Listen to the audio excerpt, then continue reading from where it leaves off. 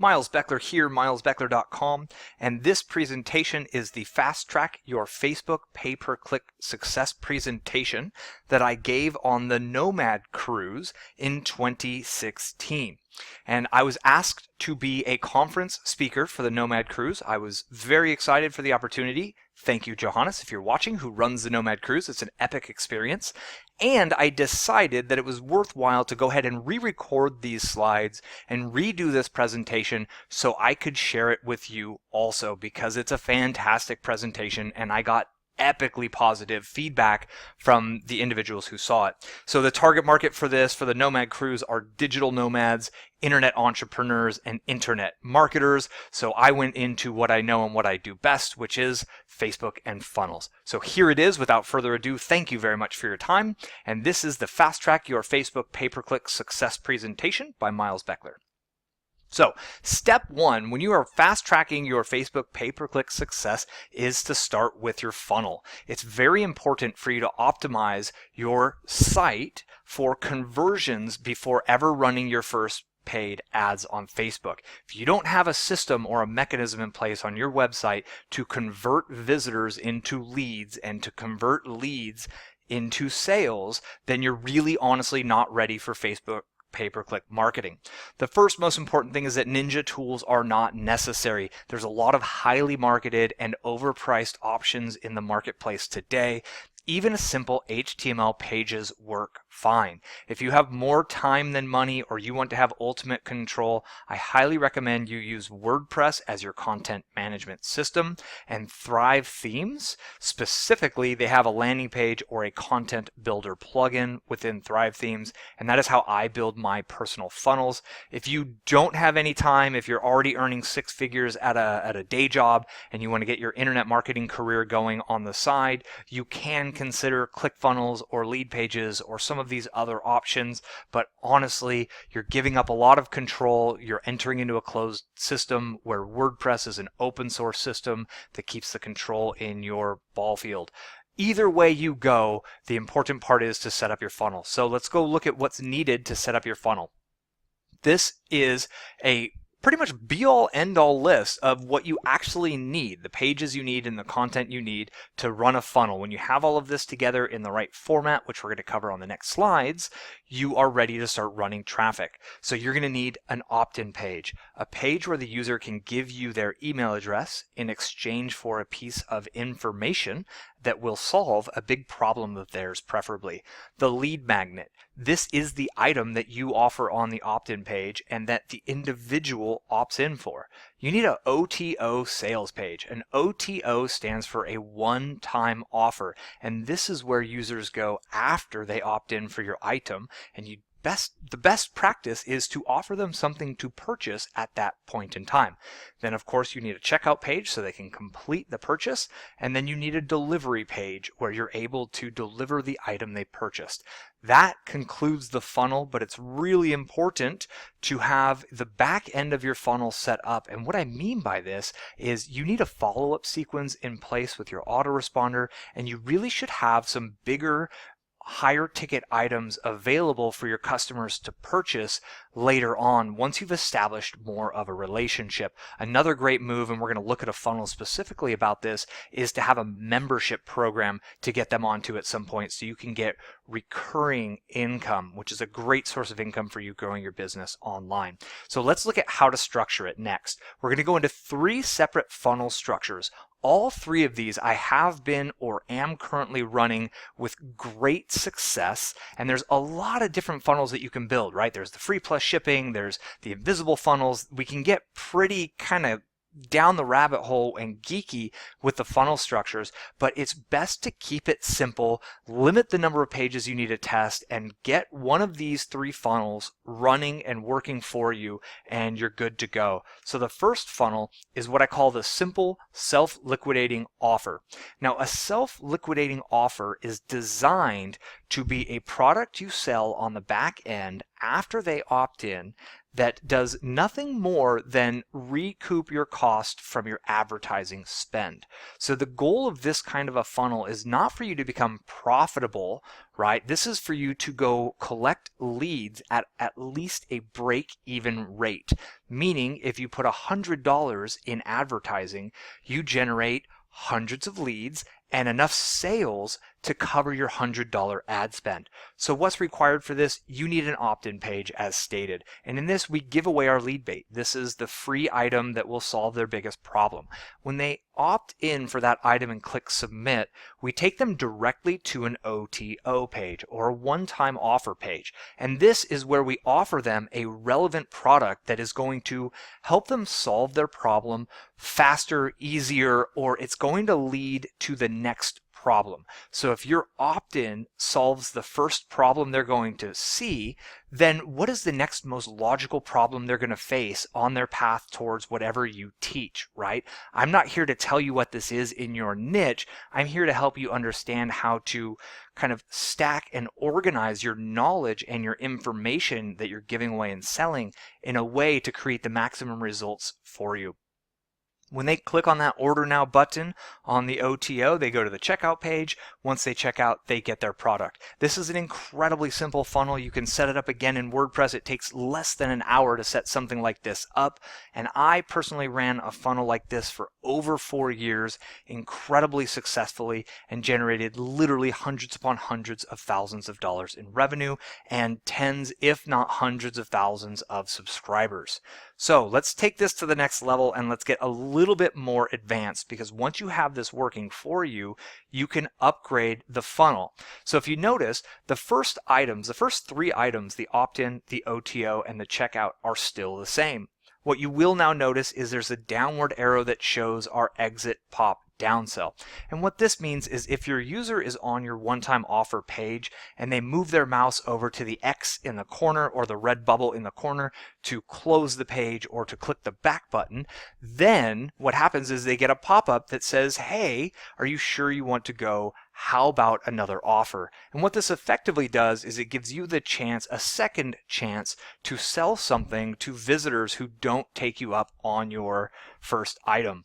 Then, of course, there's a checkout, and here's the real power in this one. You go to the one-time offer, which is actually a one-click upsell. So what happens is when users purchase your OTO or your downsell, they go through the checkout process. At that point, the order in Stripe is left open. Then you give them the opportunity to purchase more. They simply have a yes and a no button, and if they click yes, it adds that to their open order and concludes the transaction. If they click no, there's nothing added to their order and it concludes their transaction. And then they're taken to a delivery page that gives them the 1 or 2 products that they purchased. The real power in this is in the fact that psychologically, after an individual has entered their credit card information on the checkout page, they're in a buying mode at that point in time. So the likelihood of them saying yes and taking you up on a one-click upsell offer is increased significantly. I'm seeing on my best performing one-click offer right now, I'm seeing about a 50% conversion rate, and generally speaking, you can kind of start out in the 25 to 30% range on conversions, which simply adds more money on the front end, which gives you a bigger marketing budget that you can use for paid ads, which means you can pay more for a customer than your competitors can. And when you're in a position that you're able to pay more for a customer than your competitors can, you're really in a position to buy up all of the relevant traffic in your area, become the predominant advertiser in your space, and at that point, you grow the biggest list and you effectively can build the biggest business. So the next funnel, this is a brilliant funnel, and this is a membership funnel. This membership funnel is designed to give you 2 things. Number 1, it's continuity income. It's recurring income, and you're getting a monthly income after the $1 trial. Number 2, it's designed to have an upsell component to give you large cash flow injections so you can increase your advertising budget. Let's go through this real quick and get a real world example. So you run advertising that is offering a free video that's going to show them a secret to blank, blank being their biggest problem. They opt in for that free video, and what they end up getting is a form of a video sales letter. Now, although I'm calling this a video sales letter, it is highly educational in its basis. You truly do deliver on the free secret that will solve their biggest problem. You lay it all out on the line in one video. You explain exactly how they go about solving their problem. If it's weight loss, you tell them the magic formula for weight loss. But then you transition in the video to let them know that if they want one-on-one or small group help and they want to be a part of a community and get all of your classes and get all of your monthly items and webinars that will help them as they go down the path to solve this big problem, they can join your membership program. It's normally $37 per month, but you're going to give them a $1 trial for 1 week right now so they can experience with very low risk. This $1 trial is very powerful for 2 reasons. Number 1 is it's a very low barrier of entry. People think of $1 as a very easy sum to go ahead and purchase, right? It doesn't take that much thought to say, okay, I'll risk $1 to see if this membership program is exciting. Another thing that happens when they purchase a $1 trial is they become a customer. And when someone enters the purchasing process and buys an item, the conversation in their head changes. It goes from them thinking, am I going to buy something today? Then the conversation becomes, how much am I going to spend today? After they check out, they go to the OTO annual upsell page. Now, this is a one-click upsell where you're offering them the opportunity to purchase a full year of your membership at a significantly discounted price. And you lay it out very simply. Essentially, for mine, it's a $37 membership program that they get the $1 trial, and then in the upsell, I let them know that $37 a month times 12 months is $444 in the course of a year. But if they're willing to take action today, I'll give them the full year for $197, and they still get their money back guarantee. So there's still no risk. And then whether they choose the upgrade or they choose the no thanks link on that one-click upsell page, they go to the delivery page where they actually get access to the membership. Now, what happens here is you're getting a lot of $1 trials, and then you're converting those after 7 days automatically to a $37 per month subscription.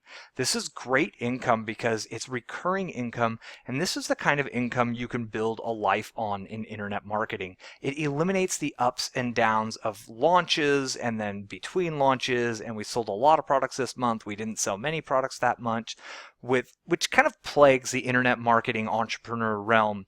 So this gives you consistent income so you can, really build a budget, you can buy a house, you can kind of create the lifestyle that you want to live, and you can count on your income every single month. But that annual upsell, that one-click upsell is magic because what it does is it turns ad clicks, which you're paying, 20, 30, 40 cents for, into $197 customers within literally a 30-minute time frame. And what you can do is you can go take that $197 upsell or whatever it works out to be for your membership program, and you can put all of that money back into ads.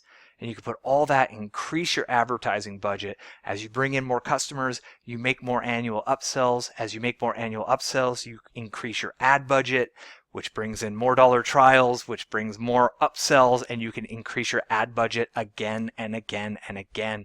And the byproduct of this is a very large list of leads and a very, very large number of monthly customers, each paying you for the month. My wife and I have been running this funnel for approximately a year and a half, and it is by far the biggest leap forward that we've experienced in our business, and I am just loving this funnel, so I'm happy to share that with you today. Now, at this point, we have the funnel going, and it's time to start getting into Facebook, right? This is ultimately the fast track to Facebook pay-per-click success, but we've had to get our pages right and our funnel working right before we go in and get into the Facebook editor. And honestly, the next step you have to do is get your Facebook pixel. This is a tracking pixel generated by Facebook, and you need to get this pixel on every step of your funnel. And if you have a blog, this is the perfect time to get it in on your blog. It's very similar to what you've put on your funnel for analytics if you're tracking your visitor flow or your goals on analytics, but it just does so in Facebook. So to create the pixel, you go inside of your ad manager in Facebook, you click on Tools and Pixels, and then you'll get what's called the base pixel. You put the base pixel in the head section of every single page of your funnel and every page of your blog.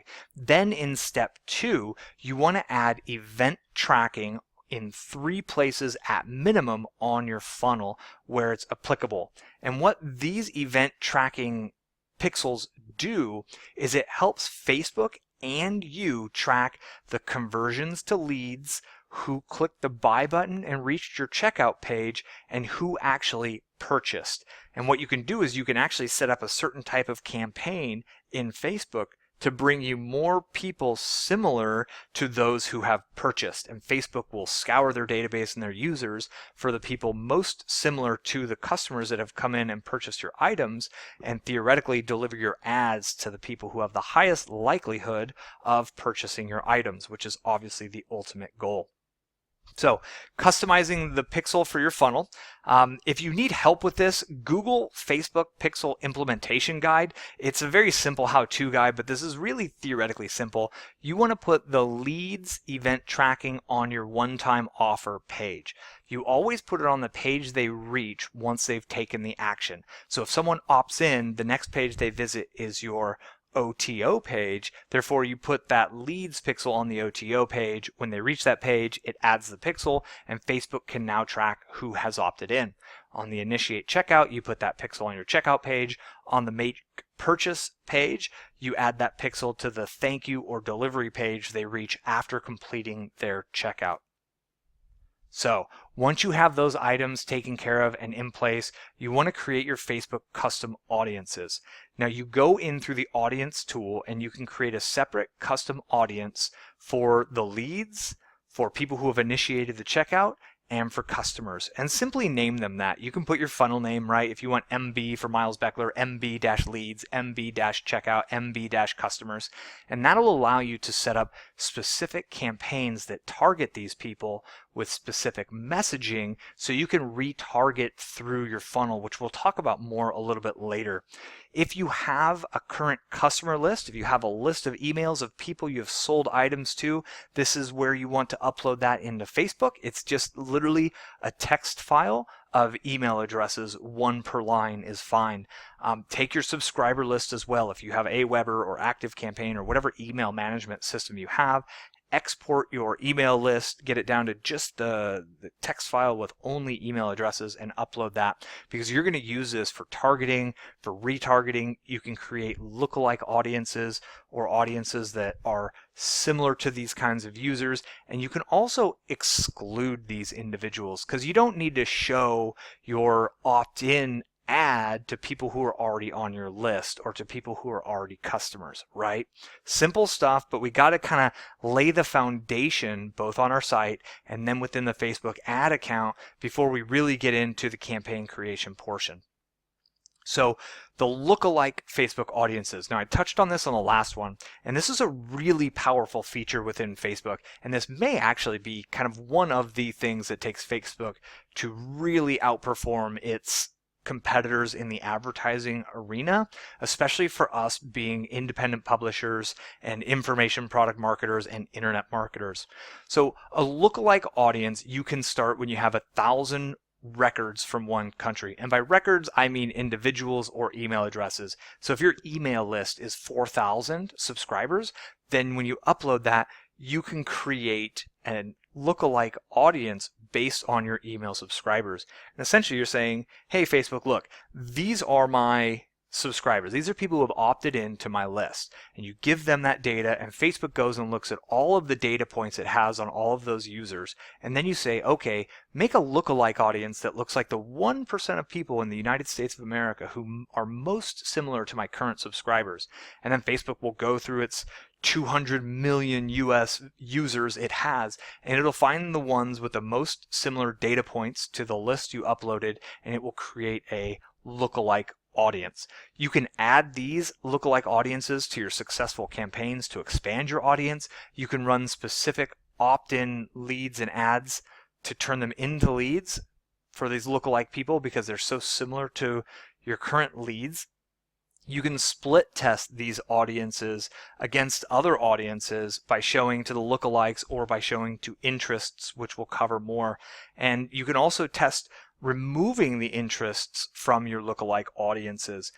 So you can kind of like say, I want everyone in this lookalike audience except for people who like Tony Robbins. Leave people who like Tony Robbins out, and you can exclude. So what you're able to do is take these big audiences that are generated by Facebook and refine them down to get the really focused and targeted individuals who are most receptive to your marketing message. And that's really the power of Facebook.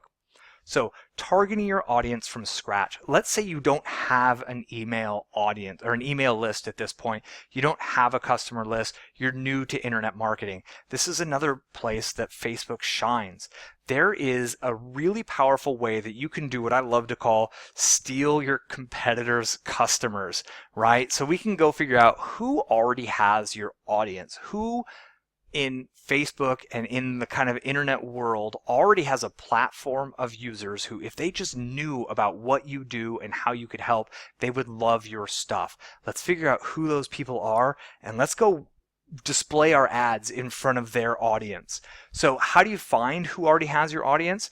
I love using the Amazon Kindle bestseller list. Literally just go to Amazon.com, click on Kindles, click on bestsellers, go all the way down into whatever niche you are. So if you're in personal development, you go all the way to the personal development, you look at the top 20 books, and you can pull both the book title and the author name.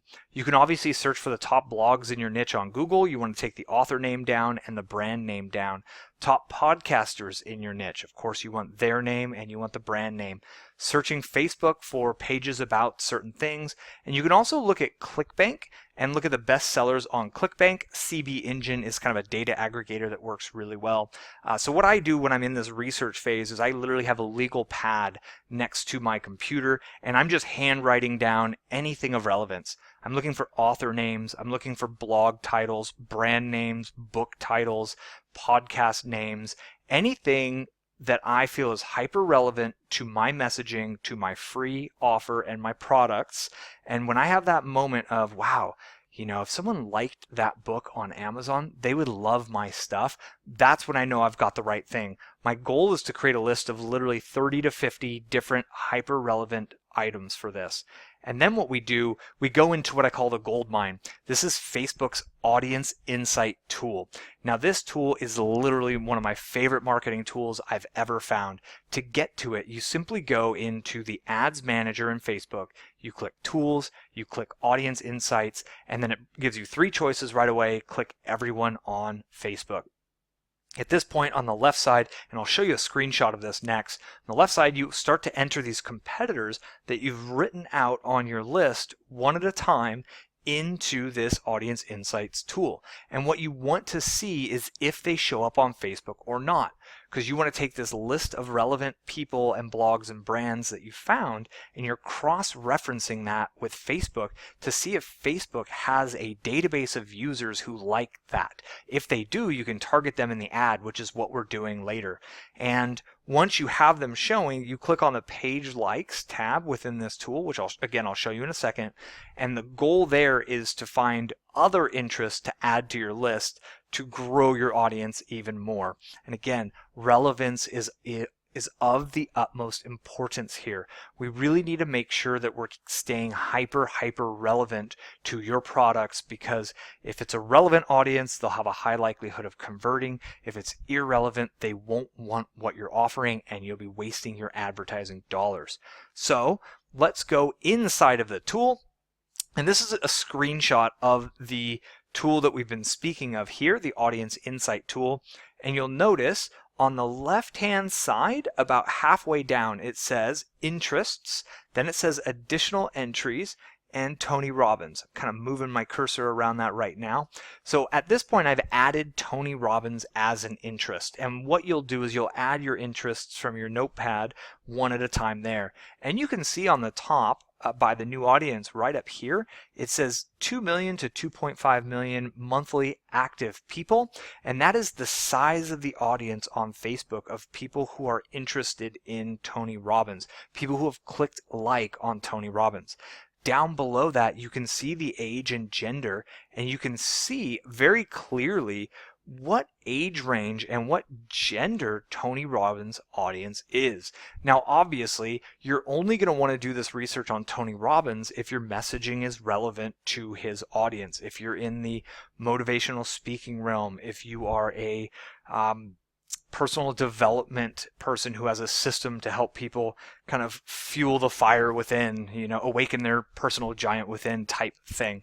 Now you'll notice in the age and gender right here, you can see 68% of Tony Robbins' audience on Facebook is women. That's a massive data point for you to know, wow, Tony Robbins' audience is mainly women. Interesting. Is your messaging, are the colors on your website focused towards women? If this is your audience, those are the kinds of input and data points that you can get to really kind of implement and kind of figure out how to build your brand and funnel in a way that's going to serve who will be going through the funnel. And this would look like it would be mostly women. You can also see that the age range of 25 to 34 is the largest age range, but also 35 to 44. Now, one really interesting piece of this tool that I really like, if you notice in the age range area, we have these blue boxes, and then there's the gray boxes behind them. The blue boxes represent Tony Robbins' audience, or whatever interest you have set up. The gray box represents all of Facebook. So what this shows you is out of the proportion of Facebook's audience, what is Tony Robbins' audience in each age segment, right? So the 25 to 34-year-old women, Tony Robbins has a disproportionately large audience in that age, gender demographic. This means that if you run your ads to that age demographic, they're going to have a higher likelihood of being interested versus, for example, the 65-year-old women audience that doesn't show many women in that segment of Facebook are into Tony Robbins, hence the gray bar being larger than the blue bar. So kind of very simply stated, you want to see a larger blue bar than a gray bar, and that means you have a disproportionately large audience of that age, gender demographic. Down below, you're going to notice the lifestyle. Now, the lifestyle, it shows you, again, you have a gray bar and a blue bar, and it shows you these different kind of lifestyle ideas. If you hover over the name on the lifestyle, you can actually see what Facebook thinks these people are. Career building, shooting stars. Shooting stars are young, fired up individuals living in the city, busy, fast-paced life, really trying to go for the executive level lifestyle, etc. So you can read about those to get an understanding of what kind of a life situation are these people in. There's one that like the apple pie families that are like, 2 parents, 2 kids, white picket fence, middle America. And then there's the urban professionals, and they give these kind of fun names, and it helps you paint the picture of more than just age and gender, but like who they are, what their life is about, because it's important for you to understand your audience when you're marketing to them. And then what you want to click on is up where demographics is highlighted under new audience, there's the page likes, and that's the next place we go. So this is what it looks like when you click on the page likes tab. It gives you the top categories or similar pages that people who like Tony Robbins also like. And what I do is I look for these items in this area here. I look for these items who are very, very relevant to what I'm offering. I dig and further my research here, and then I write down on my notepad that I've got more of these that are hyper relevant to my messaging. And when I think, okay, great, the book Think and Grow Rich. I didn't find that on Amazon, and I know if people like Think and Grow Rich, they're going to love my messaging. Boom, it goes down on my list of interests. Then scrolling down below, we have the page likes affinity. And the affinity means essentially how likely are people who like Tony Robbins to like these other pages. And you can see the Napoleon Hill Foundation. Obviously, Napoleon Hill is the author of Think and Grow Rich. T. Harv Eker, he's done the Millionaire Mind seminars. He has a ton of products about personal development, professional development. Bob Proctor is well known in the kind of human potential movement and the kind of gets into the law of attraction a little bit and creating your own reality. And again, I'm letting Facebook tell me, okay, of our users on Facebook who like Tony Robbins, most of them also like these things. And this is furthering my research. I call this going down the rabbit hole. And honestly, if it sounds like work, if you're like, wow, do I really need to do this much research before I run my advertisements? The answer to that is yes. This is the work. It takes work for us to outperform our competitors on ads. We have to out-research them. And here's why. If I'm just bidding on Tony Robbins, and I think Tony Robbins, if they like Tony Robbins, they're going to love me. Here's the problem.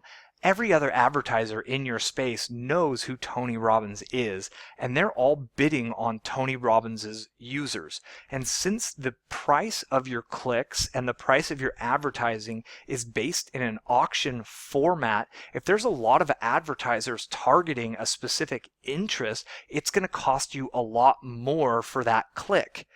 But if you do the research and you find these smaller likes in these smaller categories and these smaller authors who are also hyper relevant to your messaging, but none of the other advertisers are targeting, then you're in a position to be one of the only or very few advertisers bidding on that individual, and this allows you to get a much better value on your click. So all of the time you put into research will pay you back dividends on your ad spend and on the relevance of the people you're displaying your ads to.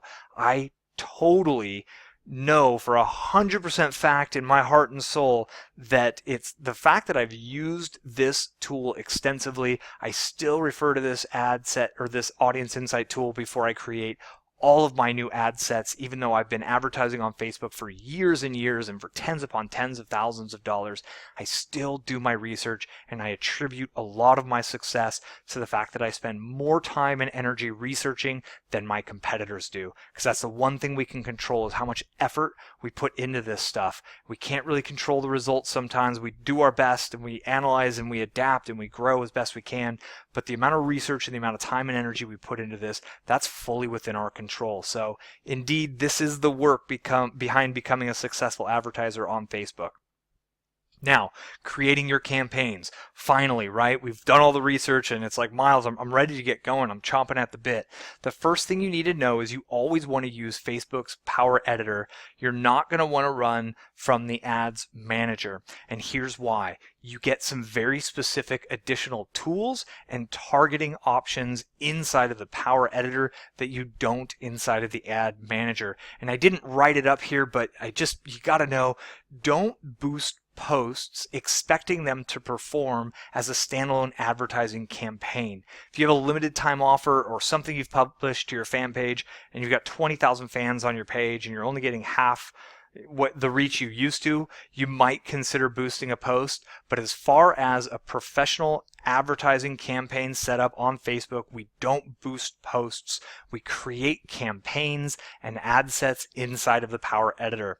If you want to start simple, use the clicks to website or the traffic campaign first. If you want to get more advanced, or if you have a large number of customers, then you will consider running their optimized for conversions campaign, as that's going to help you use Facebook's data on your pixel, right? If you have a lot of customers who have purchased and you've loaded your purchase pixel like 1,000 times, if you have 1,000 customers since you've put your pixel on your page, Facebook has a really good data set on the kinds of people who are your customers, and you can definitely go down the optimized for conversion role. Setting up the campaign is the easy part. It's 2 questions at the campaign level. When you get to the ad set level, which is the second level, this is really the engine room of your ad campaign. What you want to end up with before you get to this phase from the audience insights tool we covered before is a detailed list of 30 interests that show up in Facebook that are highly relevant to what you do. And inside of the interests, inside of the ad set level is where you enter each of these interests. And you want to load up 30 of them. And this will give you a big enough audience to where you won't run out of your advertising budget, and you'll be sure that there's a wide variety of people online at all times that Facebook can display your ads to. Because if your audience is too small, then you're not going to be able to display your ads. How small is too small of an audience? You know, if you're under 50,000 people in an audience size, that's probably too small. I like to keep my audiences in the 300 to 500,000 range, and I do grow them when I've proven that an ad campaign is working. I grow them upwards of 1 million, 1.5 million to 2 million. But I really like that kind of 300,000 range when I'm getting going, because it's a good blend of large enough that I can advertise to them for weeks on end without exhausting the audience, but it's focused enough that I'm not kind of overly broad. I've got really targeted interests in there. So inside of this, if your audience is really large, if you're looking at a 3 or a 4 or a 5 million person audience, include your lookalike audiences also, based on individuals who look like your subscribers and look like your customers. This will focus your audience even more. Again, you're shooting for that 300,000 to 500,000 mark. Then you want to exclude your customers and your subscribers and that custom audience that is your lead visitors. And what this will do is it'll make sure that you're not displaying your opt-in ad to people who have already seen your opt-in and purchased, right? We don't want to show our current leads and our current customers our new cold traffic funnel, and that excluding your customers and subscribers is how you separate that out. Then we get into the placements, the optimization, and the pricing. I start with the mobile and desktop news feed only. Every single day it seems like desktop traffic is getting smaller and mobile traffic is getting larger. The good news is that all of my tests show that people are absolutely checking out on their mobile devices. I'm converting one-time offers. I'm converting upsells on iPhones, on iPads, on Android tablets. People are indeed entering their credit card numbers through their mobile devices. So be very open to marketing to those mobile users and make sure your funnel is mobile friendly, because that is where the world is this day. It's not even that we're going mobile. Everyone is on mobile. For pricing, set it clicks to website and set that as a manual bid. Now you're probably going to be shocked by the cost per click that displays right away. If it shows you $2.75 per click, know that you can very often put in 30, 40 cents, 50 cents and still get traffic. You can lowball them, and I do this all the time. Now, if I've really lowballed them and I'm not seeing any sort of traction, right? It's not displaying. It says that my ad's live, but yet I'm not getting any traffic. You can switch the advanced delivery to choose accelerated. And essentially, this is because it's an auction. In their auction format, what happens is when all other advertisers for your audience's budgets are exhausted, if you have a lowball offer, Facebook could go in and start displaying your ads. But what they're going to do is they're going to try to balance your budget throughout the entire day. Having it set up for advanced delivery means the moment you're able to deliver my ads for the price I want, 30 cents a click or whatever it is, deliver as many of those as you can. And they can exhaust your entire ad budget in an hour sometimes. So you really need to, if you're running this advanced delivery and you're choosing accelerated, you need to be in a position to be able to keep a fairly close eye on kind of how much money they're spending of yours, because they can spend a budget really, really quickly. So if you do go this direction, be sure you're monitoring it very closely, and you can start to kind of lower your, if you see that you're spending a lot of money really quick, you can actually lower your budget incrementally on the click cost until you find a good balance of how well it's working. Or of course, if they're delivering for you at that point, you can then switch it back to the standard delivery, and you can theoretically keep experiencing that growth, because once they've found an audience for you and they've found a right price point for you, generally you can take it back over to standard delivery and it'll continue going out for you. Creating your ads. So before we had the ad image, and when I first did this presentation, we could only have 20% text on our ads, right? At this point, they do allow us to put more text on the ads, but they say, they've changed their terms, that if you have more than 20% text on your ads, you have a high likelihood of paying more for that same exact ad placement. So I still recommend 20% max text on your ads because it'll get you the best deal. Here's another thing on the ad image text. I love my ads to look like exactly what a user is used to scrolling through on their Facebook timeline.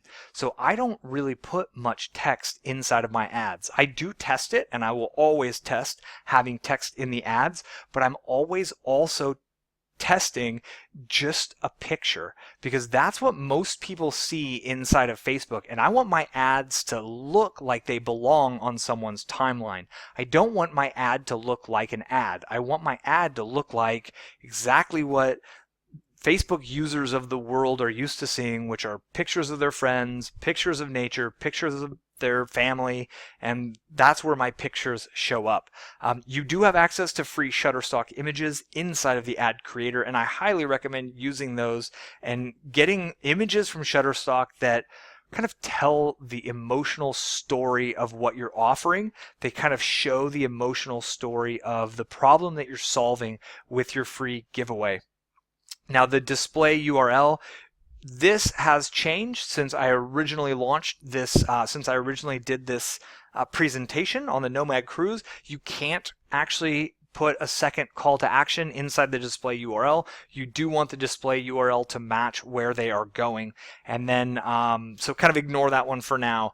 In the text field is what's above the image, and I love using questions or stating problems above the image. We're actually going to look at my best performing ad to date here in a moment on the next slide. The headline is the bigger text below the image, and I like this to answer the question or to solve the problem. And those are two frameworks for advertisements on Facebook that work really, really well, is a question and answer or a problem solution ad set. So if you put a question above the image shows that emotional feeling of what you're questioning, and then you have the answer down below in the headline, and it gives the user a little bit of relief, and it puts them emotionally in a state ready to click through and get that relief that they just experienced by going through that quick series of your ad. Same with the problem solution. So here is one of my best ads. If you didn't know, my wife and I, we do sell meditations, and angel meditations is specifically our niche that we're in. So you can see the top says, "Is today an I could use help from my angels kind of day?" question. Then it has this big imagery. I've tested so many imagery, and this image works so well for my audience. Then it says, "Help is here. Get your free MP3 angel message now." So think about how a user is going to view this. As they're scrolling through their timeline, the reveal happens from top to bottom. So they see our brand first, they see the question, "Is today okay?" Then they see our imagery, big angel light, okay. "Help us here, get your free message today," boom, and then the download button. And this ad has outperformed every other version of ad I have. It's a question solution. It's got beautiful imagery that resonates with them. Like I said, there's no text. It looks like something they might see on their timeline natively, and that's what my goal is to fit in with what they would expect natively. In the ad tips, there is a book I highly recommend called Great Leads, The 6 Easiest Ways to Start Any Sales Message by Michael Masterson. It is essentially 6 templates for advertising copy. Fantastic book, has helped me out amazing amounts. If you want another book, How to Write a Good Advertisement by Victor Schwab is one of my favorites. It was written in the 1940s by an old school ad guy.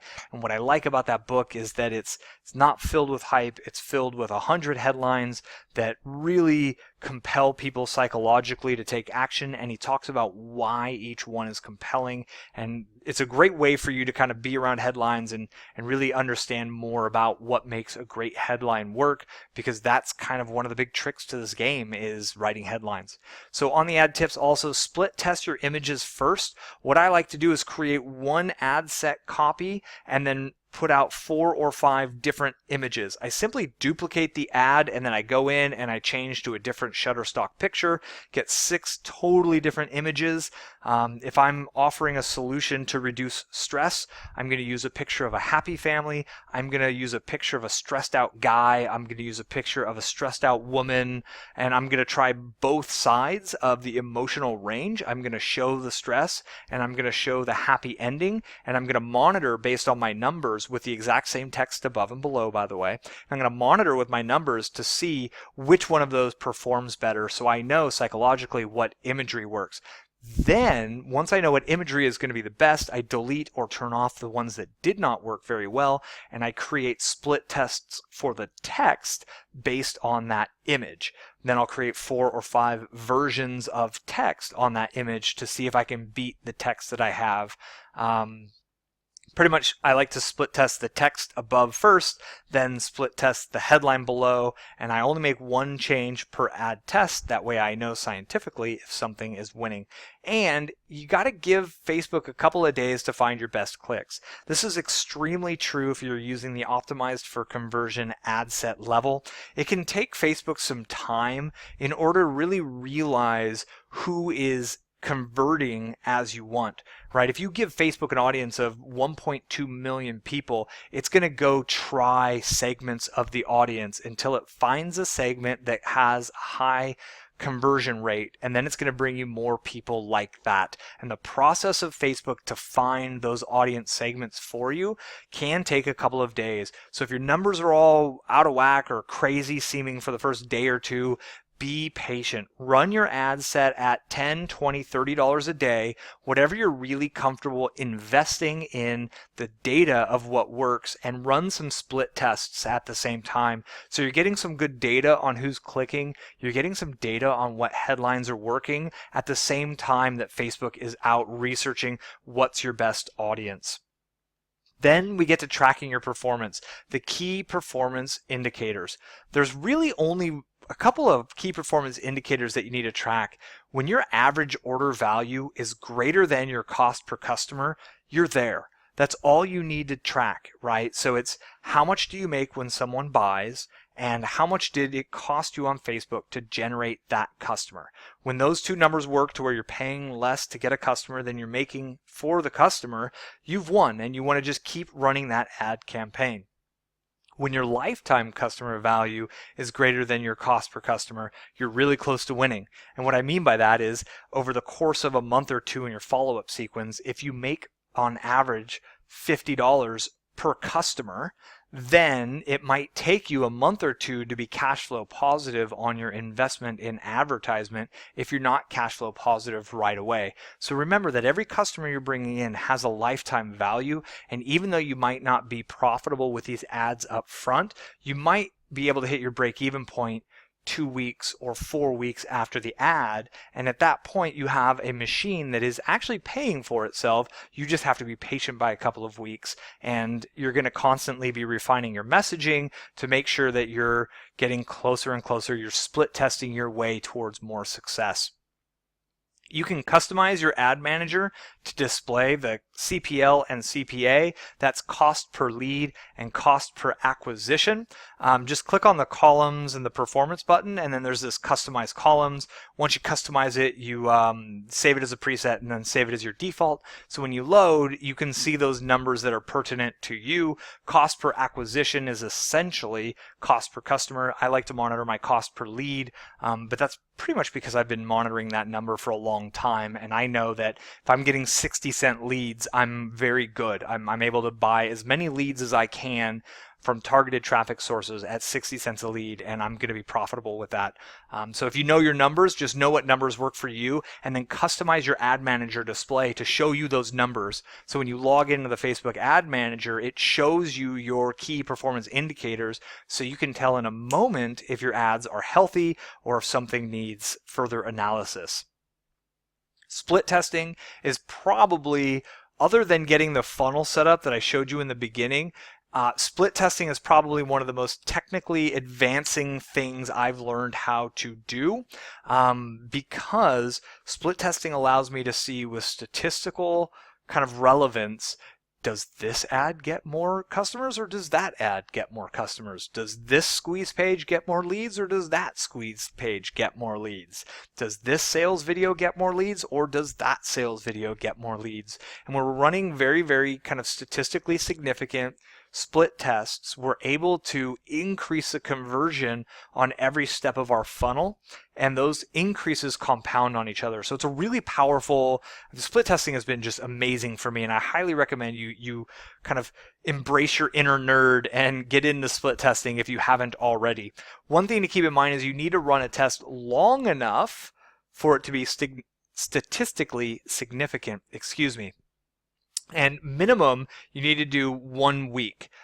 That's because you need to have all 7 days of the week. I like to do 2-week runs on my test. That means I have 2 Saturdays, 2 Mondays, 2 Thursdays, and it defends against anything large happening in the world or in the media. For example, I've been running ads through the election cycle that just happened. I was running my ads through the inauguration, and my numbers on the days just before and just after the inauguration here that happened in January, my numbers tanked. And if that was my only data set, was that 1 week that happened to have that and I didn't notice it, I could be making decisions on my split test that aren't actually a reflection of my split test. They're more a reflection of what's going on in the world or what's going on in mass media. So I love 2 weeks, and you really need to have 1,000+ visits. I prefer 1,000 conversions before I make decisions, a minimum of 500 conversions. And what happens is your testing data that comes through is very volatile. And what I mean by that is it goes up and down a lot at first when it has low numbers. So calling a test early on too little data is the number one risk. You need to give it time. When you have 1,000 different conversions, you'll have days with low conversion rates, day with high conversion rates, and you'll have a big average over the course of a couple of weeks. If you just take 2 days of data and you're like, oh, this is working great, I'm going to run this all through my funnel, you could be making a mistake. You could be shooting yourself in the foot and making a decision a little bit too early.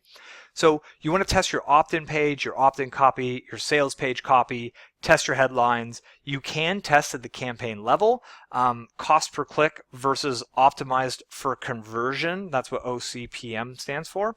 And you can even test lead ads. And what that means is you can test the different ad products that Facebook has against each other. So when you've got a great ad and a great funnel working, you can actually test how Facebook runs your ad against other types. And that can kind of give you some really cool data. Interest tests, if you duplicate out the ad sets, so I mentioned your 30 different interests. If you have some of those interests that are very large, like the Tony Robbins interest, you could put Tony Robbins in a separate ad set and then bundle 15 smaller interests that make up a very similar sized audience, and you could test those audiences against each other. And you might see that Tony Robbins, it cost me $12 to get a customer, but with my other interest group, it only takes me $6 to get a customer. And you now know that your marketing dollars are more valuable focused on that smaller interest group and not Tony Robbins. A little bit more on split testing. As I said, embrace the inner nerd. You want to split test in your ads the image, the text, the headline, the call to action, which is the button, and then the description, which is the text below the headline. One test at a time. You don't go test all of it, one at a time. And then you can even test the placements, the devices, the gender, and the age. What I like to do is after I've run a campaign for a while, I go into the breakdown function in Ad Manager and I look, okay, what devices did I get the most leads from? What devices did I get the most customers from? What age group, what gender? And then I start to test that in my subsequent ads. Once you're testing winning headlines, you've done enough testing on your ads, right? You found a winning headline that works on your ad. Figure out a way to get that headline onto your landing page and figure out a way to get that headline onto your sales page. When you find a big split test victory, something that outperforms your past tests in a major way, see if it also will outperform what you're currently running on other steps in your funnel. You might be pleasantly surprised to find that you can get even more conversions with that one sentence on different pages on your funnel than simply being like, wow, that ad just killed it. Cool, I'm going to run that ad. Yes, do that, but also test pulling that new headline out of your ad and integrating it inside of your opt-in page too, because you might get a bump at every step in the funnel, and that could create a significant return on investment. And this kind of touches on that same idea. The more congruent your message is through your funnel, the better. So if your headline is giving you a very clear promise, and that same promise is clearly communicated on your opt-in page, and then on the OTO page, it takes that promise to the next level, solving the next problem, that's a very congruent messaging, and that's ultimately what you want on your kind of funnel from the ad all the way to the delivery. If they feel like the messaging's following a very similar structure and going in a similar pace, you're on the right pace. If it jumps around and they feel like they just had a bait and switch moment and they're like, whoa, something just changed, the offer just changed, that's when they click the back button. That's the moment you've lost them. Scaling your campaigns, right? So you've got ad sets that are running, you're stoked on how well they're running, and it's like, cool, let's throw as much money at this as we can. Huge warning. Facebook loves wasting your money, and scaling is difficult. You got to track your statistics very close when you start to scale. And there's essentially two methods. Method number one is increasing your campaign budget incrementally. So this means I'm running $30 per day.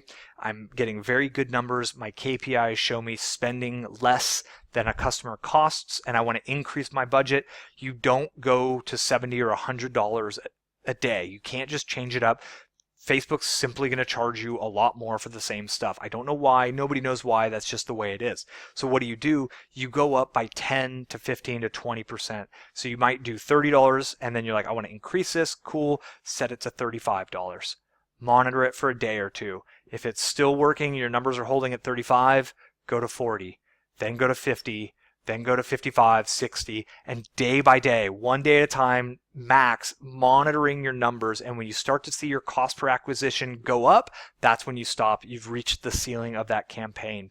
The other method is to duplicate your ad sets. So if you have an ad set that's running at $30 and it's working, you can duplicate that ad set and it will duplicate that daily budget, and you'll go from $30 a day to $60 a day. And again, you got to monitor your numbers very closely when you're doing this, because what can happen is you can be going from a $12 cost per customer, you duplicate out, and then all of a sudden both campaigns go to $22 cost per customer.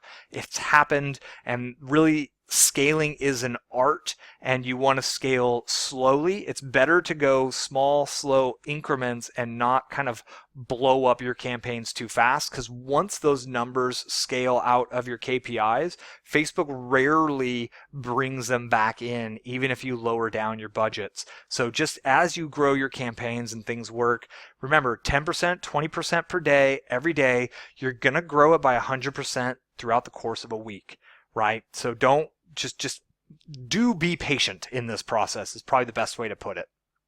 And the last thing is advanced retargeting. Thank you very much for sticking with me through all this. This has been quite the data dump for you. Advanced retargeting is absolutely fantastic because most people at every step in your funnel are not going to take an action, right? So one of my best opt-in pages gets about 45% conversion, which means 55% of people leave and don't convert. Right now, my OTO page is getting approximately a 2% conversion rate, which means 98% of those people are leaving. So what you can do is you can set up campaigns inside of Facebook ads, and you can target customers who added an item to the cart, but they didn't purchase it. right? You can see them based on they initiated checkout, but they did not become a customer. And you can actually retarget them with a very specific message like, hey, you left something in your shopping cart. Did you want to finish that up? It's really powerful. Another idea is to give them a special offer coupon just to try to close that sale. Then you have the subscribers who did not buy your one-time offer. And these are people who they saw an offer, they weren't ready, and now in theory, they've gone back into their email box and they've gotten your free item. So at this point, they've had a little experience with your learning. Maybe now is a good time to give them a second chance on that OTO. And the 3 reasons why campaign is a fantastic type of campaign to run, because generally when someone does not purchase, it's because they didn't feel like they have enough information. So a 3 reasons why can give them the information that they need. Another thing a good friend of mine is running very successfully right now that I didn't know about then is testimonial campaigns. He's running ads that are like 95% customer testimonials. Like, hey, didn't you want this thing? Check out what our customers are saying. And then it's literally like 5 or 6 different testimonials written out. And that's actually converting pretty well for him. And then finally, this is where you really start to make the money, is offering high ticket special offers to your customers. So when someone goes through your funnel and they purchase your OTO, they purchase your one-time upsell, and you don't have anything else to offer them yet, when they go back to Facebook, you can offer them your one-on-one coaching, your $500 product, your $1,000 product. Webinar registrations are great at this point in time, and that's where we put in our membership offer. And at that point, I really thank you for your time. We're right about an hour on this. I just wanted to do this hour presentation for you as cleanly as I could. If you liked it, give me a thumbs up. Subscribe here on YouTube for me, and give me a comment if you have any questions below. I do appreciate your time.